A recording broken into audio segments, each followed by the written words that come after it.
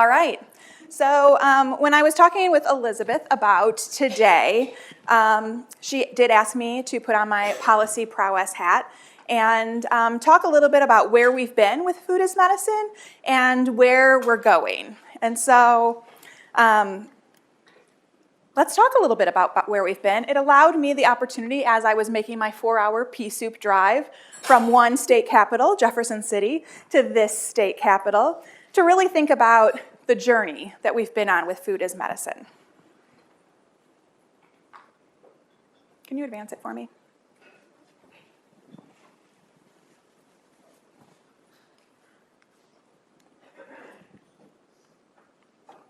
Is it? Just kidding.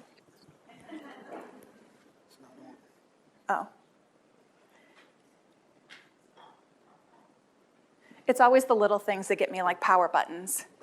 And so I started this kind of thinking about how I got to this journey. So this goes back, it's a little more retrospective than just the last year, but I was thinking about the whole journey because I think a lot of you have been on this food as medicine journey for much more than just a year.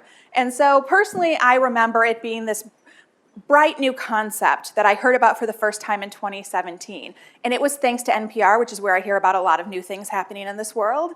And it was such a cool idea, working at a food bank, to hear that a health system was using food to address diabetes. It caused so many conversations in the organization I was with at the time. What does this mean? Is this the future of medicine? And we had no idea, right? In 2017, you were like a maverick, an innovator, if you were thinking about doing something like this. I was able to form a small team at that point. There were 3 of us, a social worker, my public health background and policy background, and a registered dietitian. And we were looking everywhere for resources. This was back in the day where I would just call people I saw named in an article and be like, hi, do you have time to talk to me about this amazing work that you're doing?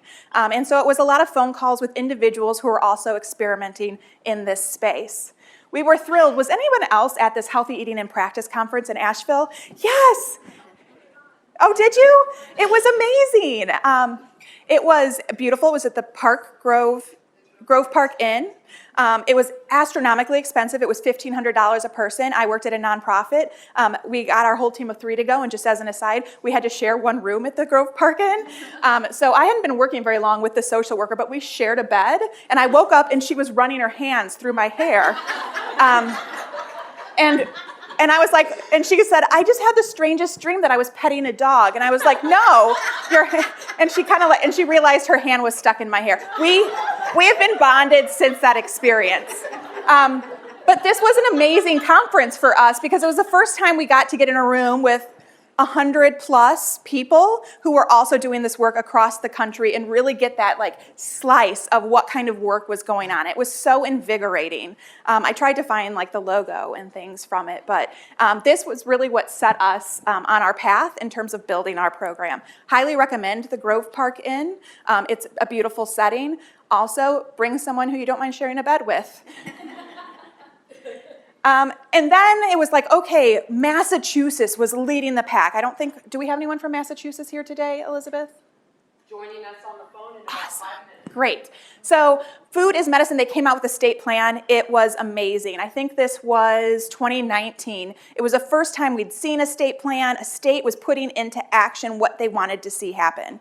Missouri, I was so envious, me and my friends who were working on this, right? How do we become like Massachusetts? We've said that a million times since then, but this was really something that we held up as an example of the type of work that a state could be doing. We have the Food as Medicine Coalition at the national level that convenes all of the medically tailored meal partners across the country, or a lot of them. We have this beautiful Food as Medicine pyramid that came out because we weren't really even sure what kind of interventions could there be? Is it that we're providing groceries? What if we're providing food to an entire family? How does that fit into this rubric? Are we doing medically tailored meals? Finally, we had these beautiful graphics to start talking about how people were doing this work across the country. And then this was also a place we were at on a regular basis during this entire process. I can't tell you how often I would just send an email out with this in it to my team when they'd be like, oh my gosh, We've been trying to get this Medicaid managed care company to sign this data sharing agreement with us for 9 months. I've now gestated and had a baby.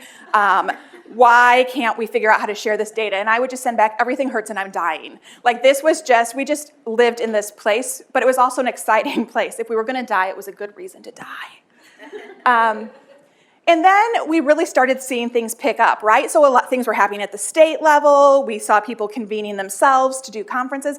All of a sudden, CMS started writing love letters to state health officials about the social determinants of health. And I talked about this with you guys last time. This is one of my favorite memos that has ever come out of CMS. I don't know if you guys have a top 10, but I do, and we'll hit some more later today. But this really laid out how they could begin engaging in the social determinants of health through the Medicaid programs. It had never been delineated before. The people who were doing it were, again, those innovators and mavericks in our systems who were going to CMS asking for ways that they could do this. This laid it out for the rest of us who sometimes like to be on the caboose end of things.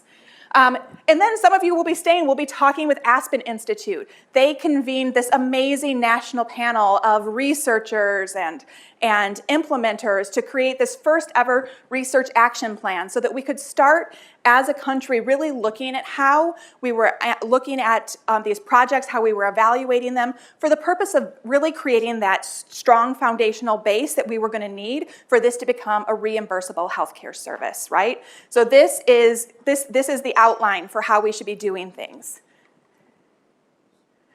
And then 2022, for the first time in 50 years, we had a White House conference on hunger, nutrition, and health, and what did we see featured in there really prominently? Food is medicine. So it's coming now from the very top echelon of our government that we care about food as medicine. Again, I have a very dog-eared copy of this. I refer back to it on the regular. I think you should too. And then last year, we saw more guidance coming out, right? So states are starting to take advantage of those 1115 waivers in lieu of services. In fact, people were so interested in lieu of services, they had to put out a memo clarifying what in lieu of services meant and what could be done under it. We had NIH put out this paper saying that they were looking for input on creating national centers of excellence around food as medicine. I mean, once the NIH gets involved, I feel like we're like a pretty big deal. And then we're going to talk a little bit about some of these later. So we have insurers, payers, who are now conducting their own studies within the states that they're operating. We have even more guidance coming out. Medicare, Medicaid, CHIP. We have so many things that are coming down from the federal level that all point towards we're going where we hoped we would go when we started this crazy dream back in 2017. And some people were doing it before then, but and I said, I don't know, 5 to 10 years, if we can't get the government to help to start reimbursing, then this idea isn't going to work. But I give us 5 to 10 years, and we're still in that period, so I think we're in a good place. And so what I say to you guys is we've got this. We've come so far when we look back. And it has been very painful at times, but if you look through that progress that has just happened in the last 7 years, you can see the impetus growing in this country for food as medicine. And you guys, I'm thrilled to be a part of it, and you are all a part of it too. So I'm really looking forward to learning with you today about all the innovative work that is going on, and then I will reprise my role of I read it so you don't have to later this evening, or later today, to talk a little bit about the most recent publications. Awesome. We have time for maybe one question for Trina, if you have any. None. All right. Oh. Yeah. Can we, whoops, oh. How do we access that? Or So I have it, I have a box folder where I keep all of this, but I can also send it to Elizabeth and Brandon, and it can be sent out to folks. I think it's 20-something pages. It's very specific, so we will make sure you have access to it. Great, thanks. Yeah. Yeah. Great question. Thank you, Trina. Appreciate it. Yes. Perfect.